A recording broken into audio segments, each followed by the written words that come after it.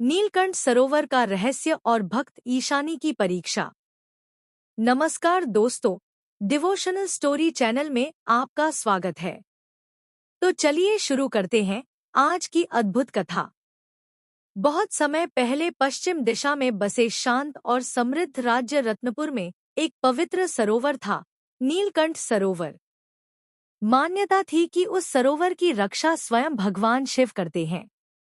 उसी राज्य में एक साधारण परिवार की बेटी थी, ईशानी। वह बचपन से ही भगवान शिव की अनन्य भक्त थी।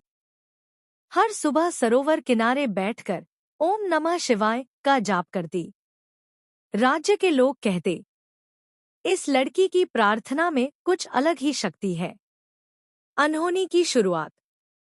एक वर्ष भयंकर सूखा पड़ा। नदियां सूख गई, कुएं खाली हो गए। लेकिन आश्चर्य की बात, नीलकंठ सरोवर का जल भी कम होने लगा। लोग घबरा गए। राजा रुद्र प्रताप ने सभा बुलाई। राजपुरोहित ने कहा, यह साधारण सूखा नहीं है। कोई अदृश्य शक्ति सरोवर का जल खींच रही है। उसी रात ईशानी को स्वप्न आया। सरोवर का जल काला हो चुका था। एक गंभीर स्वर गूंजा, यदि सरोवर सूख गया तो रत्नपुर का अस्तित्व मिट जाएगा। छिपा हुआ श्राप। अगले दिन ईशानी अकेली सरोवर के गहरे हिस्से तक गई। वह ध्यान में बैठ गई। अचानक जल के भीतर से धुंध उठी और एक दिव्य नाग प्रकट हुआ। नाग बोला, मैं इस सरोवर का रक्षक हूँ। वर्षों पहले राजा के पूर्वजों ने वचन तोड़ा था।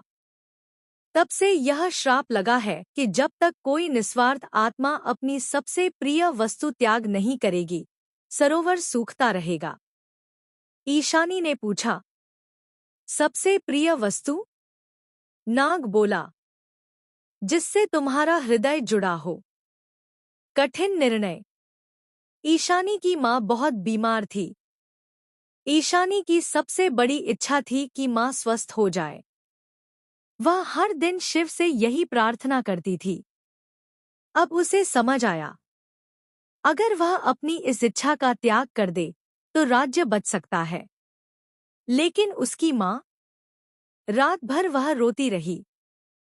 एक और माँ का जीवन, दूसरी ओर पूरा राज्य।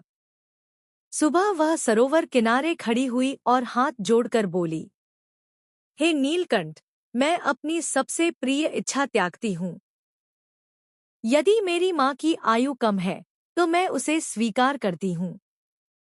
बस मेरे राज्य को बचा लीजिए।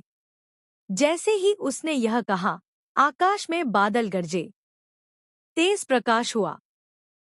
सरोवर का जल पूरी तरह सूख गया। लोग चिल्लाने लगे, सब खत्म हो गया।